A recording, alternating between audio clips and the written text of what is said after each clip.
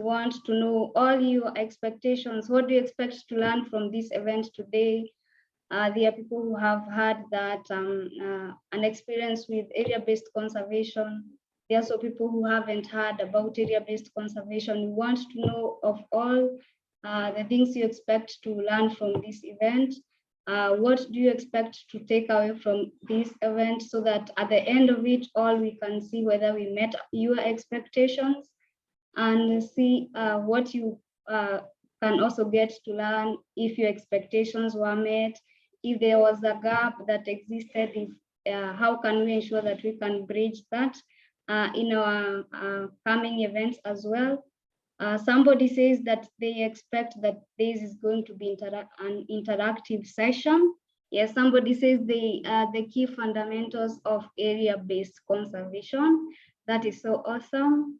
And somebody says that they hope to amplify their advocacy skills. Somebody also says they want to understand area-based conservation.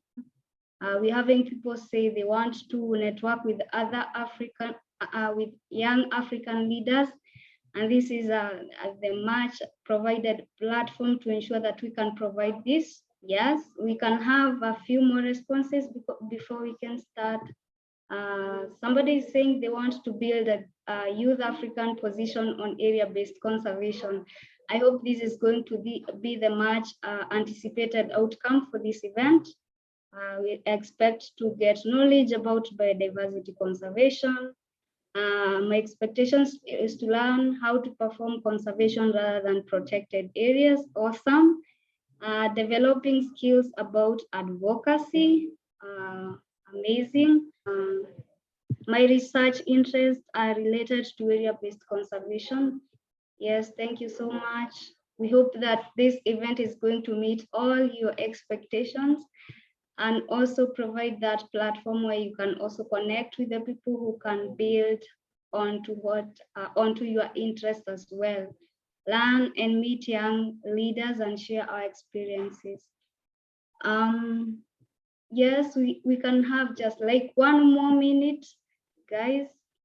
Yes, expectations are to provide key inputs on how we can realize the mission of area-based conservation. Thank you so much, guys. And we are looking forward to further engaging with you and having these sessions as interactive as possible, and having our speakers engage with you, and you also getting to ask them questions and ensure that all these expectations that you have provided here have been met. So I'm going to return back to Kevin. Please take it back from there. Thank you so much, guys. Thank you so much, Esther.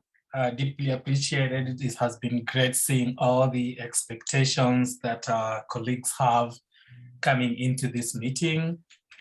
Right now, we are quickly going into the next segment, which is the more interested part of it, where we'll go straight into the meat of this workshop.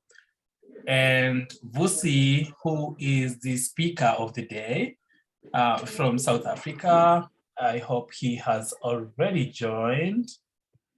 Trying to trace him on the list. I'm here, Kevin. Oh, great. Vusi, good to see you again. Thank you so much for joining. Vusi is from Jibin, South Africa, a friend of Jibin, all chapters for a very long time. Known Vusi since 2017. He's a great conservationist, very knowledgeable about conservation and working with local and indigenous communities. He works closely with the Biosphere Reserve in South Africa, which he will tell us. He is the manager, and he is going to take us through the process of understanding area-based conservation. So from Vusi, we are going to learn about what is area-based conservation. We hear rumors about, it's not rumors, it's actually public discourse right now about the target of achieving 30% conservation area in terms of terrestrial and marine spaces by 2030. How does that look like? How do we actualize that, and how does that play on the actual ground? So thank you so much, Vusi, for taking time to join us. Thank you for accepting our invitation, and thank you so much for loving Jibin. we welcome you to take the floor and take us through the workshop. Thank you. Greetings to everybody in the platform. I'm very excited about this moment and opportunity given to me. My name is Vusi Chabalala, as Kevin has introduced me. I'm from South Africa. I'm part of the South African Youth Biodiversity Network. I work for a biosphere that is called Kruger to Kenyon Biosphere, which is one of the largest biospheres that we have in South Africa. We are about 2.4 million hectares. And I work here as an education for sustainable development manager and in charge of human and wildlife conflict, where we mainly focus and work around research, community engagement. We do school and community workshops and then talks on the different conservation and biodiversity themes. Thank you very much. I see the presentation is up.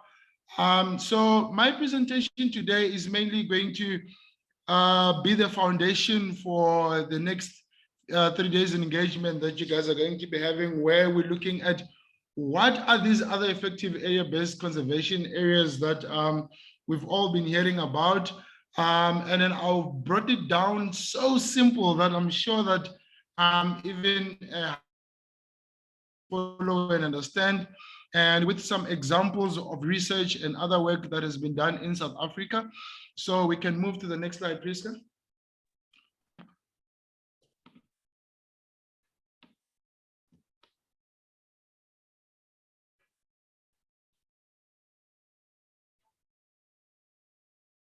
Right, so let's start with a definition of what OECMs are. So with OECMs, an abbreviation for other effective area-based conservation measures. And there is a definition that has been defined by the CBD and Convention on Biological Diversity. And it says it's a geographically defined area other than a protected area. And I think the key word they stand the line is protected areas, because most of the time when people talk about your key biodiversity areas, we usually look into formally declared protected areas. But when we are talking about OECMs, we're saying we're looking beyond that boundary of protected areas. If it's in South Africa, we're saying we're looking beyond the fences, because all our protected areas are fenced. But we're not only looking at just beyond the fence, but one of the characteristics and things that we look for is how is that particular area governed and managed. And it must be governed and managed in ways that achieves positive and sustainable long-term outcomes for the in situ conservation of biodiversity. So in most of our communities and most of our areas, you'll find that there's actually areas that are actually being protected, but we are not aware of, or we are not formally declared. And most of these areas, the first thing that you identify them with is that they actually play some sort of ecosystem function and give us some ecosystem services that we benefit from. And these places can be protected for cultural reasons. And an example of cultural reasons is here in South Africa now. It is winter. It is the time where boys go to the mountain to go and stay there for a whole month, and until they do some lessons, and after that they declared men. Because of those cultural activities there, that place is actually protected, that no one is allowed to go there. Nobody is allowed to harvest anything there. Nobody is allowed to touch that area. So it has become an area that at the end of the day has some sort of conservation role that is playing, but it is not declared as a protected area. It is there to play a cultural role. Other places could be spiritual places, where in some countries you'd see that churches would go into a particular area for baptism or what they call mountain prayers, and then they would actually want to keep that place holy or clean. So that particular area also becomes an area where people don't just really go and do as they please. So that area becomes locally known to be protected. And then we also have other places that play a socioeconomic role. And an example of that could also be hiking trails that people go to and enjoy, and also other relevant values. And if we look at the background of what constitutes an OECM on a local definition, it could all be based in terms of beliefs. It could be on personal values that particular place has on an individual or a particular group, or it could even be out of fear. And what I mean by out of fear is that in particular areas, you are known to, you're not supposed to go there. If you go there, you're not going to come back, or there's a mountain snake there, and there's this, that there. And then that generally leaves those areas protected and allows for the natural processes to take place and that particular system to continue providing ecosystem functions. Next slide, please. All right, thank you. So as we continue with the definition that we use for OECMs, the first and foremost is that wherever there is a term that is being defined by the CBD, that is usually the primary definition that everybody is going to be using. But if ever that fails, then we go and look at the guideline reference that are being used by IUCN. And then if ever that fails, then we bring it down into your country level. And for example, I've put the example for South Africa, where our local definition or national definition there comes down, defined by SANBI, which stands for South African National Biodiversity Institute. And when we look at other synonyms or acronyms that are linking to OECMs, we have names that come up such as your biodiversity assets and biodiversity priority areas. So if we look at the definition of what the biodiversity asset is, it also talks about ecosystem, species, and other biodiversity related resources that generate social, cultural, and economic benefit, including supporting livelihoods. You can tell that this is actually still in line or synced to the CBD definition that we just saw now. And then also, if we come back to what is also called biodiversity priority areas, it could be a natural or semi-natural areas in the landscape or seascape that are important for conserving and representing sample of ecosystem and species for maintaining ecological processes. So it can happen that in your own country, you might have other names or other names that you actually have used at the local level to make things more understandable or relevant in your context. Also, these new 3 definitions that I want us to look at. Next slide, please. So when we look at the recording in progress, when we look at the other definitions that build up towards what is now declared as an OECM, we currently have, am I still audible? Okay, cool. We currently have 3 definitions that it will be important to keep in mind. The first 2, we have what we call candidate OECMs and potential OECMs. If you look at those 2 terminologies, it is actually a play of words. It's actually playing with words and playing with English there. But when it comes to a candidate OECM, this is actually an area that is identified to be have potential to become an OECM. And once an area has been identified that it can be a potential OECM, therefore it goes under a reviewing process where there is a criteria that is actually being used to check if it meets all the necessary requirements that an OECM is supposed to carry. The characteristics or the OECM is supposed to be having. And then when we look at the definition of a potential OECM, we're looking at a geographically defined space that has also been identified. Sorry, the network here is horrible, very, very much horrible.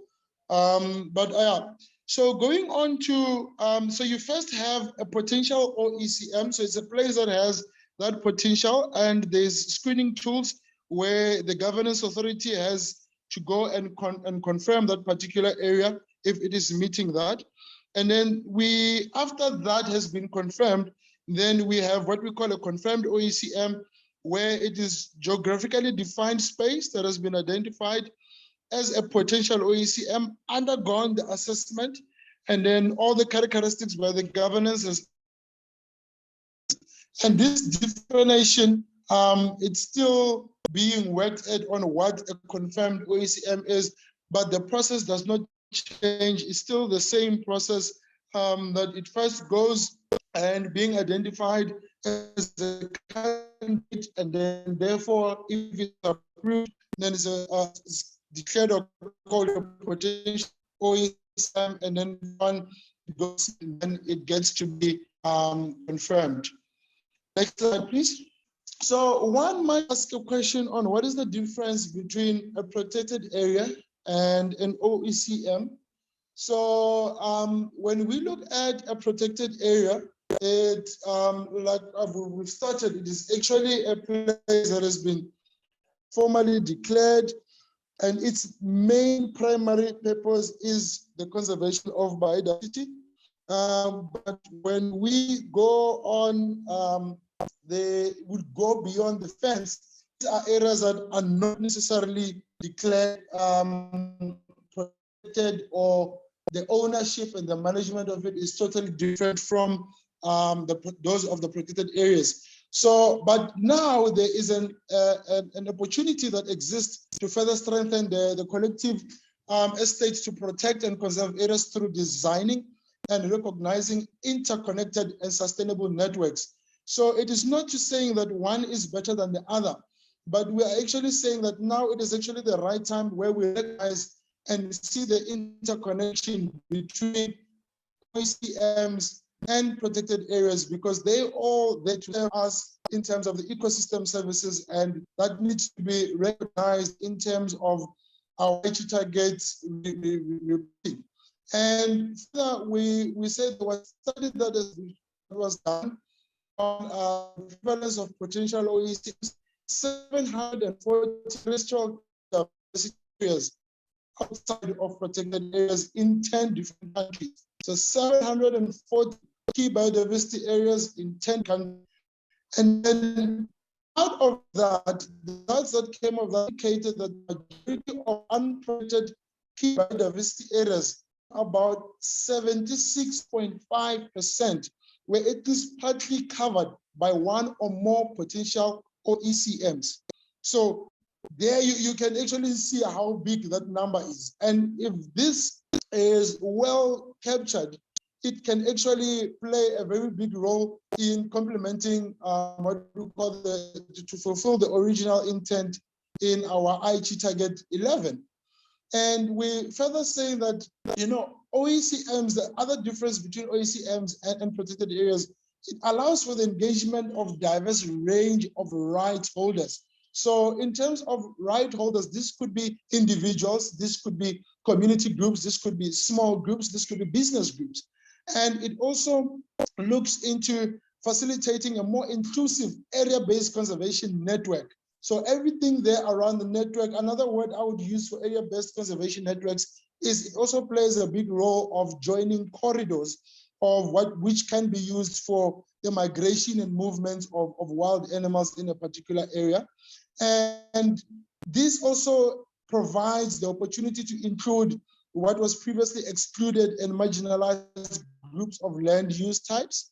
And then it also provides a framework to accommodate more diverse economic activities within an area-based conservation that our communities can actually benefit from, and local people on the ground can actually benefit from through to develop conservation financing and around nature-based economies. Next slide, please. And we coming now to look at some examples that we came across in South Africa. So the IUCN World Commission on Protected Areas now has commissioned South Africa, to be specific, our biosphere, which I work for, the Kruger to Kenyan Biosphere, together with BirdLife South Africa, to actually make a study and assess the extent of how effective are these conservation areas outside of protected areas network in South Africa, and to develop a methodology for other country level assessment, and which is what we're doing today. And this in return would be there to inform the post-2020 biodiversity framework. So we went deep and looked at our biosphere as a Kruger-Duquesne biosphere. So we'll use that as the site example where this type of model was deeply researched, and then you can also see what those what areas are similar to your place. And next slide, please. And I think the next two slides also answers some of the questions that I saw that were coming up. So if we move on to the next slide, I'm not going to go too deep about what it is, but biospheres are actually another form of an OECM. And most of the terminologies that are being used, biospheres are regarded as biosphere reserves. So they do play a role in like a reserve, but they're not actually having any animals or fences or anything like that where in a form where a protected area would function. But there is something that I want us to look at there in terms of what we call the zoning of biospheres, where it says we've got 3 zones there at the bottom. So if we move on to the next slide, we've got 3 zones in a biosphere that you can find. We've got the core zone, the buffer zone, and the transition zone. And the core zone, we're looking about strictly protected areas that contributes to conservation of landscape, ecosystem, species, and genetic variations. With the one slide behind, Priska. So the core zones are the main protected areas where your reserves usually are. And then we've got the buffer zone, which is now coming right outside of the protected areas. And some of the buffer zones being in other areas could be rangelands where our cattle go and graze. And in other places, these are actually places where it's used for scientific research, monitoring, training, and education. And then we have the transition zone where usually our economic activities and our agricultural activities, and also where we usually build as people and live. So in terms of land use space, you usually have the core, which is your protected areas. Then you have that gap space in between, and in the transition zone, that's where we do all our activities. And now looking into a map on the next slide, of looking into that in practice, what that looks like. All the green area on your right-hand side, that is the Kruger National Park, which is managed by National Parks. And that is the core zone that is actually formally declared and managed by our national government. But moving right along, we also see there we've got a light green place, which we call the core zone. And these are also other places that are declared as protected areas, but are managed by provincial authorities. And then on the pink lines there, we also have reserves that are open to Kruger National Park, which are usually private reserves. So this would form a buffer. So they're usually privately owned. And then with the dark reddish color there, we also have conservation areas that are managed by private and state entities that are not necessarily open. And these also include your commercial farms. And then we also have the transition zone, which is where our communities and cities and everything else falls in. So coming back to OECMs, your buffer zone number 2 and also the transition zone are what we call our potential areas of OECMs, as they are the areas that are not declared. Whereas if we look at our core zone 1, 2, and our buffer 1, all these 3 are formally declared and are managed by our government authority. If we go to the next slide, we'll actually now look, this map might look a little bit confusing, but I'll explain it. Also on your far right, where the Kruger National Park is, and everything on the dark green is the formally declared nature reserves that we have in South Africa. And then we also have the partially declared in the dark bluish to greenish mixture color. And then we've got the light bluish color of areas that are not declared as at all. And then the rest of the map where you are seeing, those of you that have watched weather channels, you start to see something that looks like clouds, where there's a mixture of white and green. So all that green that you're actually seeing there in that mixture of white and green is natural vegetation. So you can come to see on how green this whole area is. And then all the small yellow patches that you see, it's all grasslands. So, and then the dark green area, which is very few of them on the top there towards the north, is indigenous forest, which is not so much. But looking at all that green grassland and natural vegetation that's there, that is a place that could actually be a candidate to be considered as an OECM, only if the assessment is done to review that particular area. Moving on to the next slide. This slide I found very interesting in this map. If you look again at all that part of your right, where Kruger National Park is, and we've got that light and darkish greenish color, everything on the right-hand side, it's all your reserves. And then where you see the dark green, it's in the mountainous area, is our catchment areas where all our water source comes from. So with one of the research that has been done, it actually comes to show that our reserves, even Kruger National Park, is sitting in the wrong way, because now it is moving from north to east, but animals, when they want to migrate inside the reserves, they migrate from from west to east, and always hitting the fence. And that's why we have a high human and wildlife conflict in South Africa, because all their access to those resources, they are up in the escarpment. So if you come and now want to protect and formally declare a particular area, and like Kruger has done with everything on the right, and then you leave all that area on the left, dark blue, unprotected, or there's no attention given to that, then it is a setup for disaster, because everything that happens upstream will definitely impact everything downstream. So we actually now start to go and map the particular biosphere and particular area, and then you just come and see on how you can protect and formally recognize the different patches of critical key biodiversity areas that will help manage the whole system. And that is the role that a biosphere does. The difference between a biosphere and other protected areas is that a biosphere does not respect any province or community boundaries. It tries to manage a whole natural system as a whole. We look at where a river starts, where it ends. We look at where biomes start and where they end, and we manage it as a whole system, so that your whole system, when you know that there's a place that is not performing well, you can be able to have a say on it, other than things that are outside of the jurisdiction. So if we go back on the next slide on what some of the other examples of OECMs that are found in the landscape. On the next slide, you see there's a picture there where there's mountains there on top. The mountains are actually the escarpments where our water areas come from. And then down you see this nice, beautiful vegetation. That's actually commercial farms that we have there. So we looked at some of OECM types that we find on the landscape. And the first one, we looked at private game reserves. And then there's an example of a name for those that are in South Africa or are familiar with South Africa.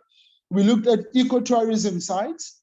We looked at traditional authority land. And these are land that are managed by our chiefs and headmen. And when we talk about traditional authority land, we've made two examples there. There are those conservation owned areas by communities. And then we also have rangelands, which have been put aside mainly for the purpose of cattle grazing and livestock grazing. And we also have an organization called Conservation South Africa in the landscape that manages that through conservation agreements. And some of the conservation agreements is that if livestock owners take their cattle there and practice rotational grazing in winter, they will be able to supply them with supplementary feeding or medication that they would need in terms of your foot and mouth disease outbreaks and stuff like that. So now the livestock farmers are encouraged to manage the rangeland in such an area that it does not infringe on the system of nature or ecosystem services that you'd find from that particular system. Then we look at conservancies, and when we talk about conservancies, these are areas that if you walk in, you might think it's a protected area because they've got fence, they've got big five, they do tourism and all that, but they are not formally declared. They are privately owned and usually owned by a family or a group of business people. We've looked at cultural and spiritual sites. We've looked at state lands, and state lands speaks about military land. We all know that mostly in our Air Force bases and military bases, they actually love to have a place that is surrounded by grasslands and trees and a natural habitat around it. So that is also an area that plays a key role in that.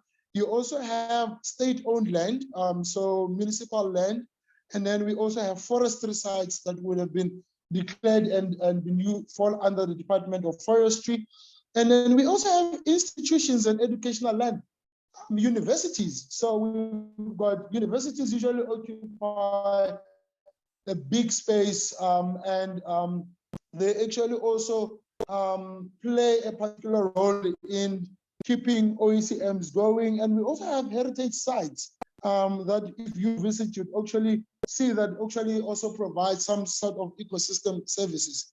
Moving along to now my last part of the presentation, we are now dealing with examples of the characteristics that would go in the IUCN tools that would determine if a potential OECM can be declared as a defined OECM.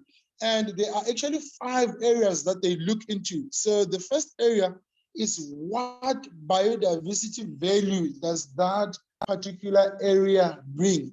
So in terms of that, the tool would go and try and do an identification of a range of biodiversity values, and which the site is considered very important. So we usually have ecologists that would go on the ground and they would make a list of the threatened species that you find in that particular area. They would look at the natural system. They would look at the range that the particular species that actually have they depend on. They would actually look at your key biodiversity areas, being your wetlands and your water sources in that particular area, and then also write on what type of ecosystem functions and services that particular area provides to you, and what type of critical biodiversity areas and ecosystem support areas that can be linked to that particular area. So the first thing is you look at that first. So you can think already at the back of your mind in your particular communities, in your particular countries, do you have an area that has a value in terms of biodiversity, ecosystem functions and services that it provides your communities with? If it ticks that, yes, good. Let's go on the next one. And the second one that we look into, it is a geographically defined area. So it's an area that when we say geographically defined, it must have a boundary. The boundary doesn't have to be a physical boundary because we're not talking about terrestrial here only, but we're talking about marine and ocean as well. So this is a place where we know that it starts here and it ends here. And it also be in a form where the demarcation can be clear for people to know. It could be in a form of signs. It could be in a form of divided by natural rivers or mountains, or even canyons can also be used to demarcate a particular area. Or it could even be a combination of all the above mentioned. And the boundaries can also be defined by physical features that can move over time, such as the riverbanks. So you know that riverbanks with the different climatic areas, whether we receive much rain or in drought areas, they would move in terms of the high water mark or the extent of the sea ice. So all the above can be used to define an OECM. So if it has biodiversity value and it is defined, then it ticks 2 out of 5 of the boxes. If we go to number 3, we look at governance, which is very important. Is this particular area governed? And what we mean by that, you can move to the next slide. It implies that an area is under the authority of a specified entity or an agreed upon combination of entities. So OECMs can't just also be an area where there is no governance. It's just an area where nothing is happening there. It is just sitting there. There must be some sort of governance that goes under that, and there is different types of governance that goes, which can be different, but also it includes the protected areas way of managing or governing a particular area with governments, or it could be governed by private individual, organization, companies, indigenous people, local communities, shared governance, and so forth. You know, I often say to people, when people come to South Africa and they walk around and then they just see this green, beautiful area where there is no activities or doesn't seem like anybody owns that particular area, and people will stand and say, wow, this area looks so beautiful. There's so much space in South Africa for expansion, and people can start building here if you want. This is a nice area for business and stuff like that. So usually when people see bare open space, they often think about what can we put this place into use for, and actually forgetting that this place might actually play some sort or give some sort of biodiversity value into that. So that's why we're saying that with OECMs, there need to be some sort of governance to make sure that the people just don't come and do as they please in that particular area. But this links into the 4th characteristics, which speaks to management. So if there is some sort of governance, on the next slide, it's just not there for governance as a presence thing, but we're saying what management things have you put in place to manage that particular area? Is this area managed in a way that the ecosystem functions and services are able to continue to play their role? And is it also delivering positive and sustainable long-term in situ conservation of biodiversity? Keyword there being long-term. So the management of it is to make sure that it's long-term. So if you're thinking if your garden behind your house could be an OECM, well, you might tick few boxes in terms of it might play biodiversity value. It does have a boundary in your area. Yes, you can govern it because you own it, but in terms of management, is it having a long-term in situ in conservation of biodiversity? And you might find that then it doesn't qualify for that. But unlike protected areas, OECMs do not require a primary objective of conservation, which is the other examples that we showed you actually say that protected areas, the primary mandate is actually conservation, but the OECMs would be spiritual, cultural, and business and socio-economic is their primary mandate, but secondary, while they're doing those practices, then there is that conservation of biodiversity in the background.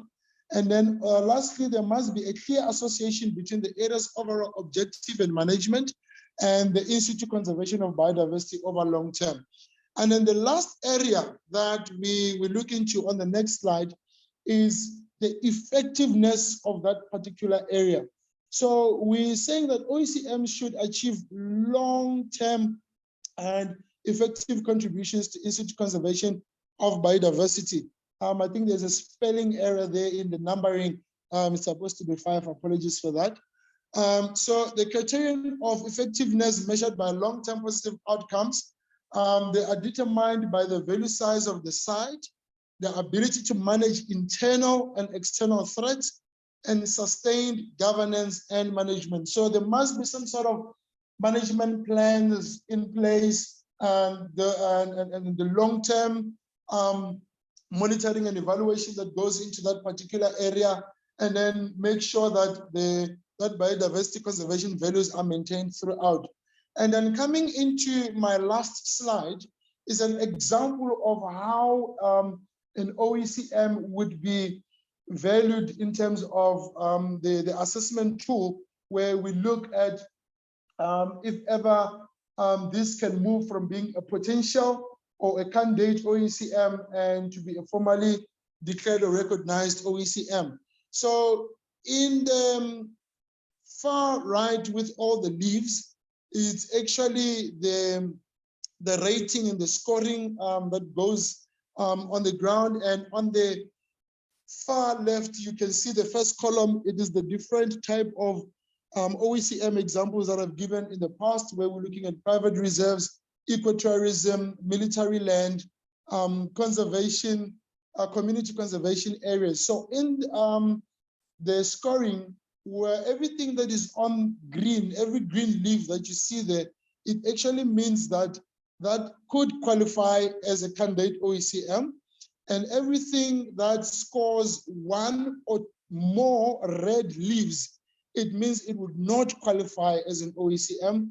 And anything that has one or more orange leaves could easily qualify, but with improvements that are supposed to be made. So looking at all those 5 characteristics that is going to play. So we looked at the private nature reserves, for example, at number 1, and we said, look, is there the biodiversity value in a private game reserves? Yes, of course. They do have wildlife. They are managing the vegetation and looking at the tourism footprint they put in the particular area and managing that very well. Is there a geographically defined area? Yes, there is boundaries.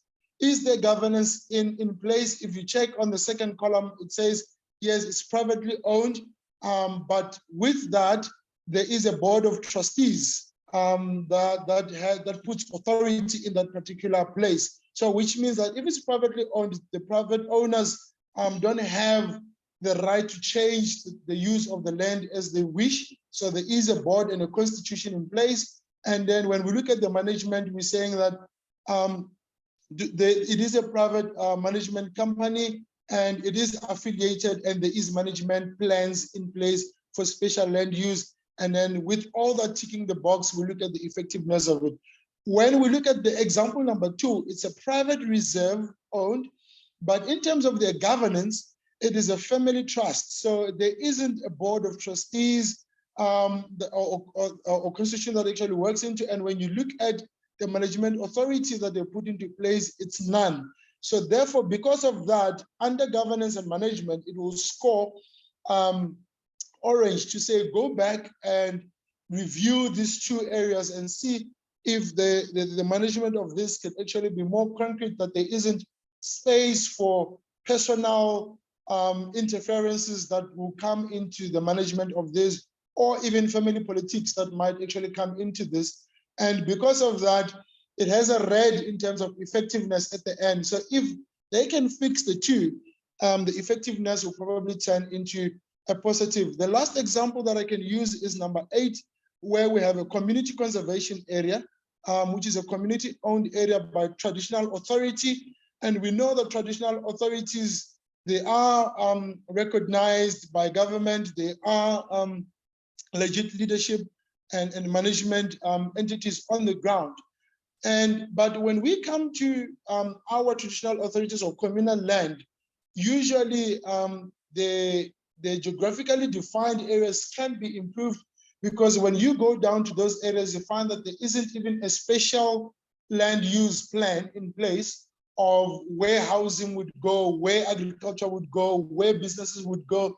So there isn't really a properly demarcated area or geographically defined area on where your conservation and ecosystem services might be playing, because today what could be a wetland, tomorrow they could actually put businesses for lodging on housing because of wanting to look for job employment and other stuff in that particular area. In terms of governance as well, when you go to our traditional authorities, I don't know about your different countries. In our country, you have a chief, and the different villages have a headman, and they all have different ways of managing and different ways of principles and different ways of leadership. So in terms of their governance, it changes, but if there can be a standardized way with a constitution that can hold them to task for certain particular things, that's why it's an orange, that can be improved.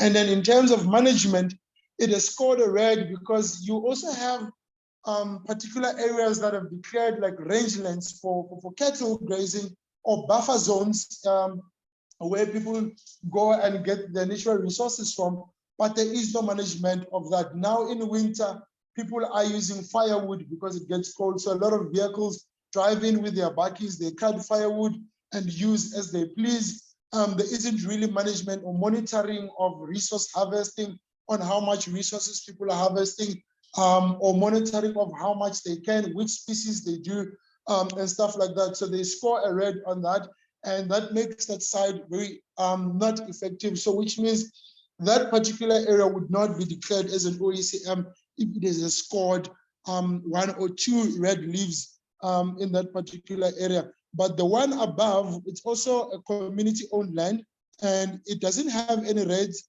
because the geographical defining governance is in place, and they just need to sort out the management and effectiveness of that.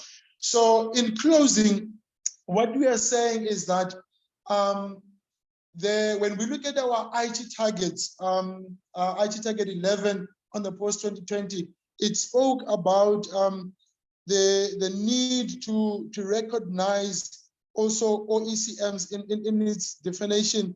It actually talks about the well-connected systems of protected areas and other effective area-based conservation measures and integrated into wider landscape and seascape. So in terms of meeting the at least 17% of terrestrial and inland water areas and 10% of coastal and marine areas, in terms of reporting in that IT target, it is very key that if our national management authorities could consider OECMs, you'd actually realize that this is something that we could easily meet that target, but it is still a gray area, and there's still a lot of improvement in the definitions and how to go about the management and to ensure that there is support and continuity of the long-term sustainability of those conservation areas. So I believe we are on the right time at the right moment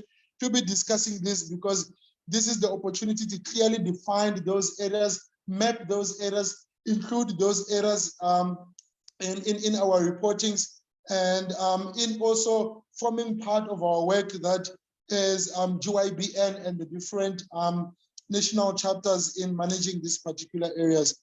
I hope this was clear, informative, precise, and straightforward as possible. And thank you very much for the time given to me. I'll hand over to you, Kevin. I'll be here and ready to take some questions that were coming into the chat box, and then also dropping in the link to the video that people can watch if it's not going to play now in their spare time, or to use in their own countries for your feedback or any of your sessions. You're more than welcome to.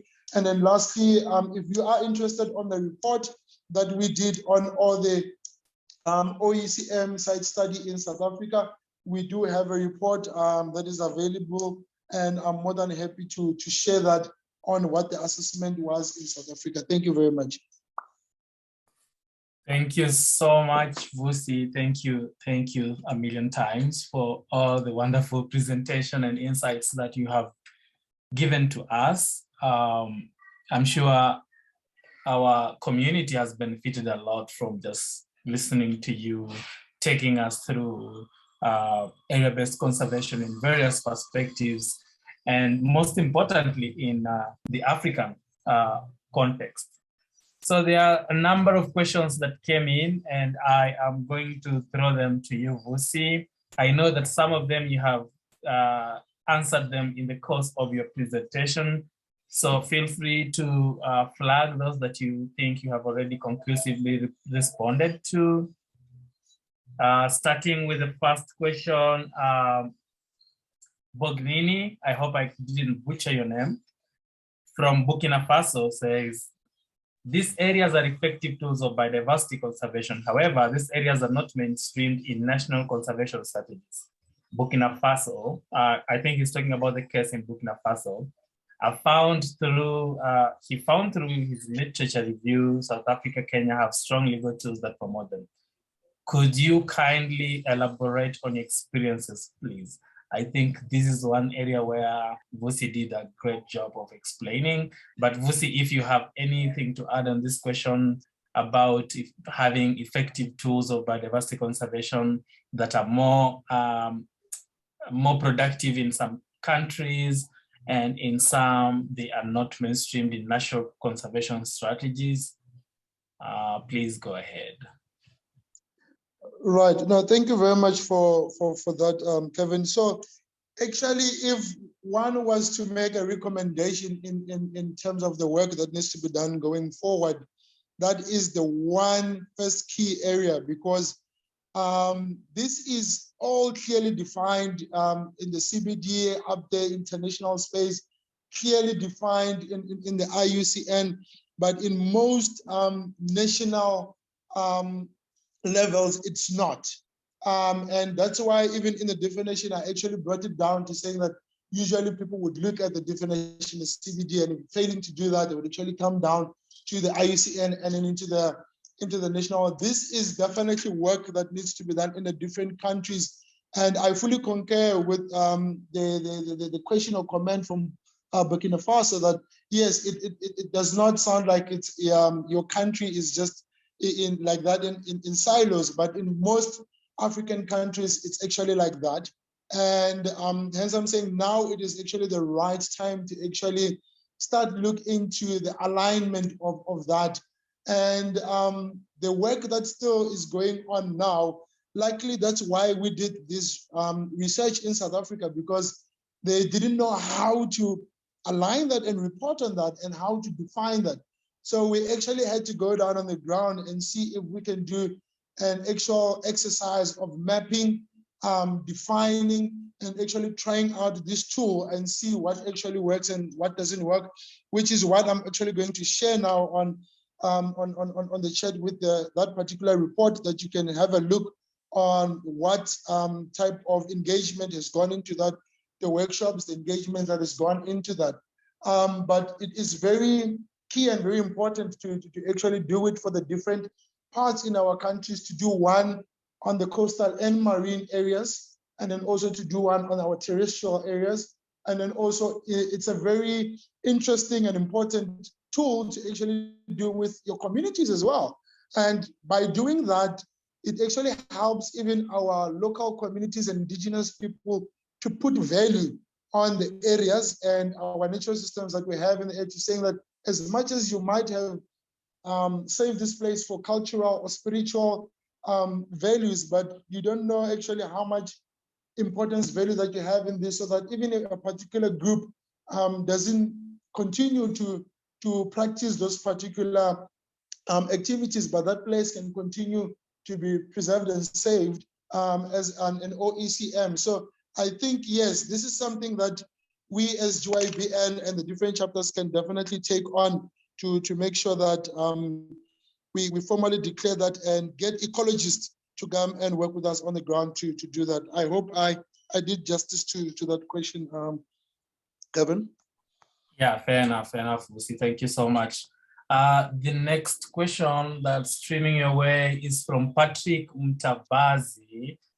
They are from Rwanda, and they're asking, first they're thanking you, Vusi, and then they're asking, how can you relate the OECMs and human population increase? And then on the second bit, they're asking, does ecotourism site classified as OECMs place? I don't get the second question really well, but I hope you can respond to those two. Vusi?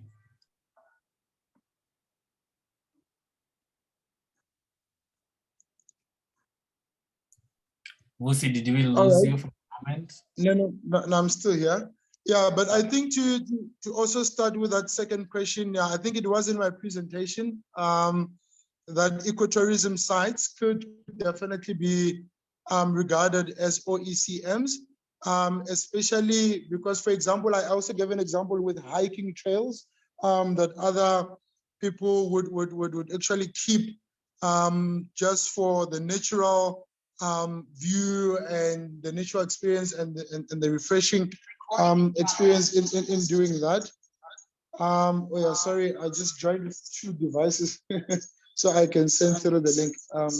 Yeah, okay, cool. Yeah, so yes, so tourism sites ecotourism can definitely be regarded as an OECM site.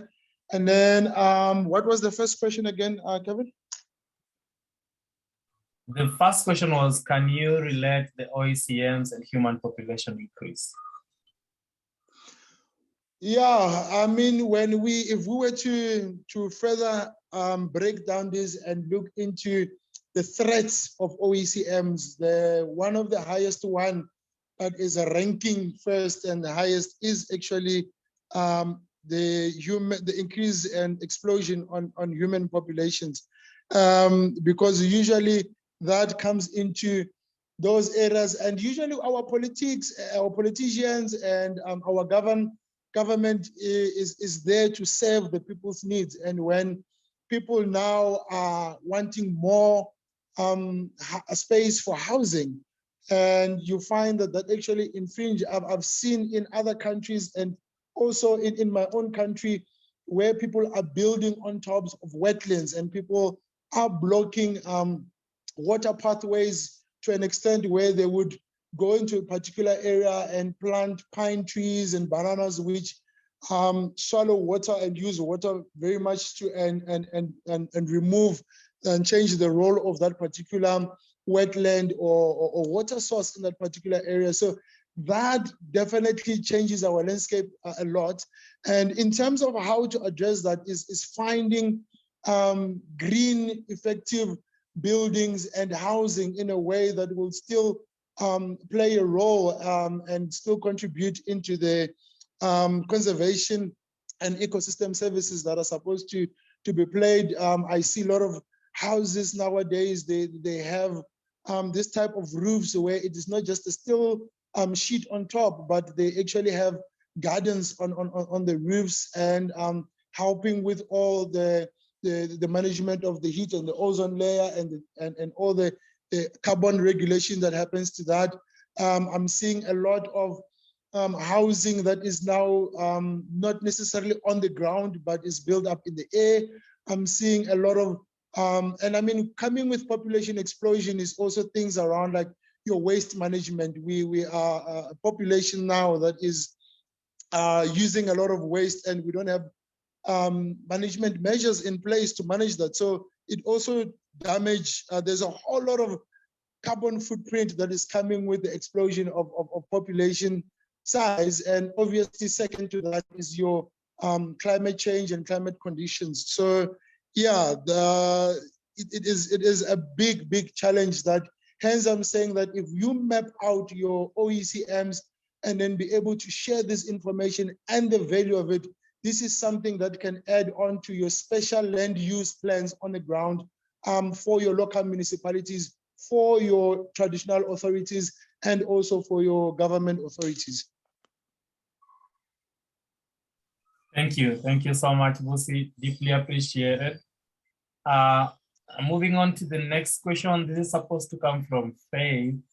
Faith is from Kenya, and she was asking about the buffer zones around protected areas and whether those form part of OECMs. But scrolling deep down, she says you conclusively answered her question through your slides.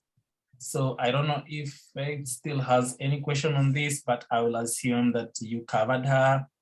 We're gonna move again to Boknini. And Boknini, I hope I'm pronouncing your name very well. He says, if we have to assess the Aichi targets, was the Aichi target number 11 achieved?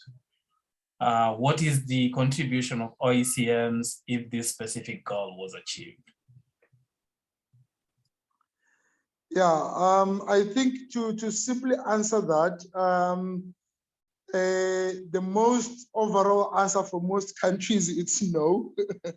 And also it will differ from country to country. So you'd also need to go and check your national report and your NBCEPs there in terms of the alignment and the reporting with regard to the OECMs. But most countries, I'm sure this is also something that you, Kevin, and Priska, and the other, and Derek, I see here, can also speak to that. Most countries have not met the Aichi target, and due to a number of reasons, but mostly coming down to three main reasons: lack of resources, lack of adequate reporting. So most of the things happening on the ground is not all clearly recorded or filtering through to the national report. And in terms of resources, we're talking about financial resources and also human resources. So those were mainly the limitations that has led to many of this not being achieved. But again, if this can be probably recorded and be aligned with our national authorities in terms of reporting in this, yes, I think this can be, if I would be happy that if this can be one of the objectives coming out of this webinar for the next few days, to saying that we're actioning and taking to see on how we can include OECMs in achieving this Aichi target number 11, because it does clearly have room in the CBD explanation to cater for that. We just need to find a way to align it into our national strategies. Great. Yeah. As you mentioned, just to add on that, so for those who don't know much about the outgoing Aichi targets, that Aichi target number 11 was speaking to this aspect of area-based conservation. It was the target that said the world needs to protect 17% of its land and seascapes. I mean, it aimed at increasing protected areas by 2020. As you may know, the Aichi targets were adopted in 2021, so they were to run within 2020 and 2011 and 2020, sorry. And so this target was speaking to the conservation increase in area by 17%. Now that has evolved, and in the current post-2020 global biodiversity framework, we're talking about 30%. So it is a really great question that if we didn't achieve the 17% that we targeted at the time, then what can we do to achieve the 30%? Because we have increased ambition, of course, by almost double from 17 to 30. But then what are the parameters that we need to have in place for us to achieve that? So yeah, in context specific, many countries did not achieve the 17%. I know that there are countries that achieved. For example, small island countries, of course, they have more marine spaces at their disposal. There are countries which are also huge in biodiversity areas, and so they had that. But there are countries, for reasons that Mbuzi have mentioned, that didn't achieve the 17%.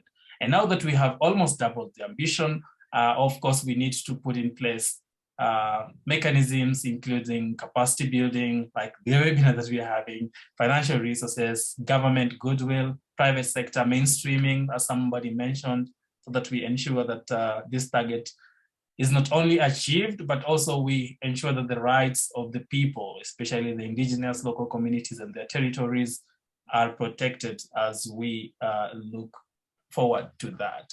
Okay, so I'll continue with my reading of the questions. I was on Buknini from Burkina Faso. And now there's someone who has requested for the slides. I think, Vusi, this one you can just quickly answer whether your slides can be shared.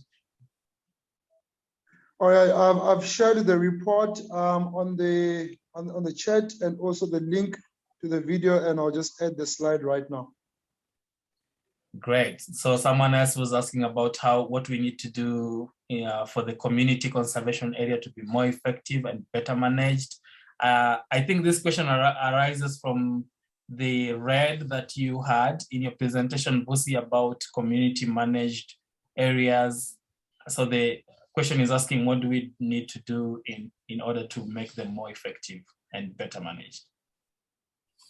Oh yeah, so speaking about the effectiveness of that, I think the easiest things, answer it in two ways, is number one, now that I've shared the slides and the report with you, keep in mind the 5 characteristics that are actually being used to evaluate and assess this, and then go and do that assessment of your particular area, so that anything that scores an orange or a red, then you would know which part or which area that needs to be improved, or what area that is not meeting in that particular characteristics. The second thing is also to make sure, what is very key actually there, we're looking at 2 things. It's the long-term positive conservation outcomes. If that can be clearly defined, then that is great. The ability to actually sustainably govern and manage that particular area, if you can tick that box, that will be awesome. And then the third part, which is critical, manage internal and external threats, which I've covered. Talking about the population explosion, the climate changes, and all the different footprints that we have as people and species as a whole. So if we can do that at the local level, that definitely increases our chances of protecting and managing our OECMs. The long-term positive conservation outcomes, the sustainable governance and management of it, the managing of internal and external threats. Those are the key things that if you follow, I think you'll be on the right track.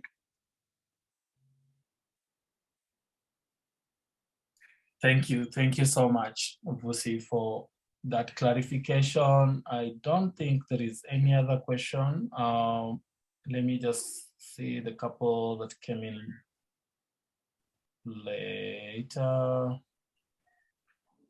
Esther is thanking you for informative presentation.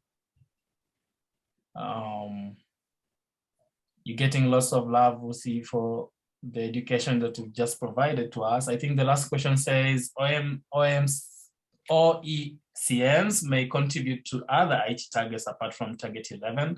This is true, Giancy. Vusi, do you want to speak to that? Whether OECMs can contribute to other targets? And I also just need to remind participants that right now we are not centering so much on the IT targets because this is an outgoing framework. I think the concentration right now should be on the post-2020 and how this will look like in the coming 10 years, because the IT targets expired in 2020. We were supposed to adopt a new framework in 2020.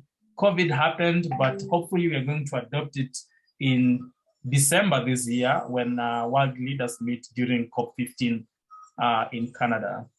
So Vusi, do you want to talk about the contribution of OECMs to other IT targets?